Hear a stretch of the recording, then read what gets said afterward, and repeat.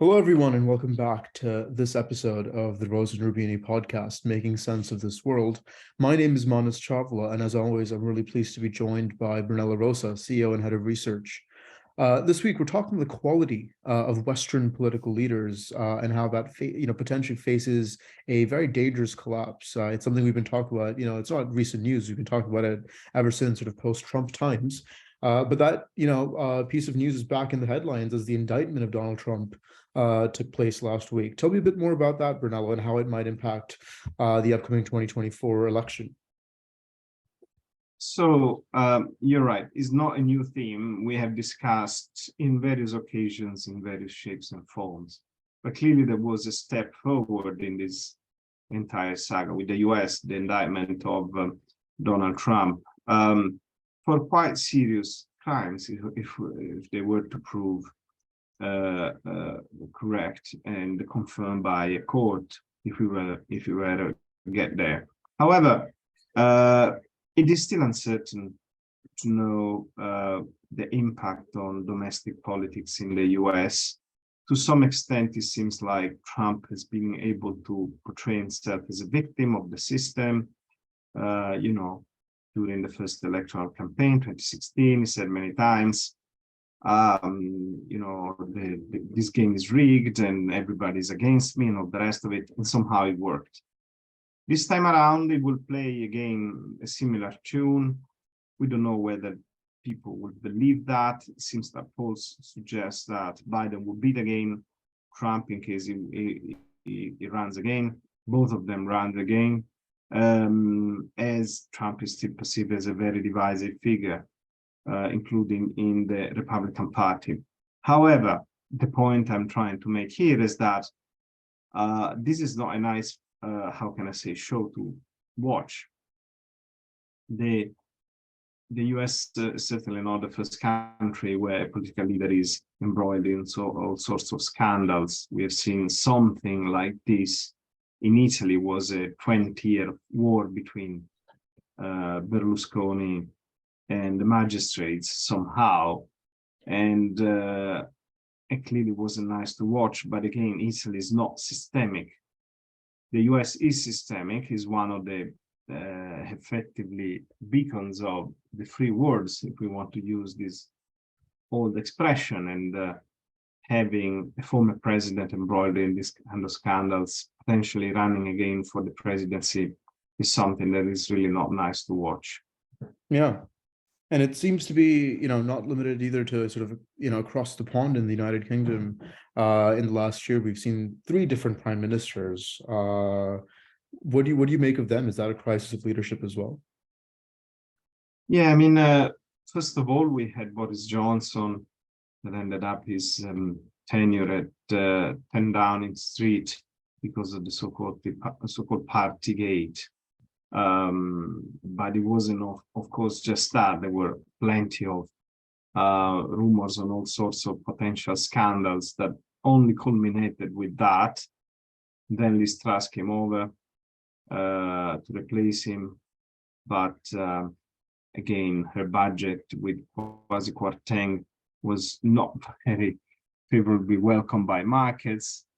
And then they had to change prime minister again. And so with Rishi Sunak and Jeremy Hunt, now we have a much more reliable pair of hands in both number 10 and number 11 Downing Street. However, some of the damage to the UK reputation has been made, including because of the choices made with Brexit that is causing clearly damage to the UK economy. Again, now the leadership of the country is much more reliable than before, but they had to go through a very difficult process. Yeah. And I mean, if we have over charismatic leaders like Boris Johnson, then a place we can find the opposite of that might be Germany, where Olaf Scholz clearly seems to be struggling to assert his leadership. Tell me a bit more about that. Yeah, I mean, he went to a very difficult period in the last few weeks where he had to keep together his very belligerent and litigious coalition, which is characterized by cross vetoes between the various souls of this coalition, and even within parties. For example, the Green Party there's this fight for the leadership between Habeck and Baerbock, and all this is putting increased tension on the government, and somehow Scholz is having hard time asserting his own leadership. And again, Germany is the most important, the leading country in Europe, in the EU, the Eurozone, and so forth. So we would expect, again, some more, an example of a bit more forceful, if I may, or convincing leadership on the part of that country. And somehow, after the end of the Merkel era, they haven't found one yet. And over in France, Macron has faced his bout of criticism over sort of perceptions of French elitism. But what happens after Macron? Yeah, Macron clearly has been a president that, first of all, was elected very young, comes from the elites of the country, is a good representative of somehow a technocrat turn into a political leader, but then he needs to leave a legacy in terms of policies and in terms of personnel.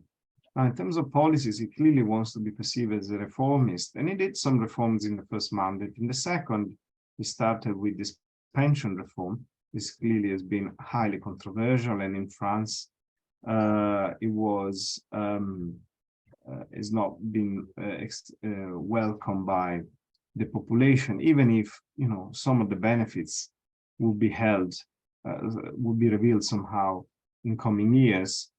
And Macron cannot run a third time, and if he doesn't find a suitable replacement for him, his party might disappear, and then you will have Marine Le Pen fighting for sure Mélenchon, perhaps somebody else from the center, but this person has not emerged yet. And we know from previous experience that Marine Le Pen herself lacks some of key skills, probably, to be a president, a reassuring president, a president that can help Europe further develop its interest. Actually, she may be a first instance in which France starts somehow backtracking from the European project. So again, a potential crisis of leadership in France, if coupled with that in Germany, would not be welcome for Europe. Mm-hmm.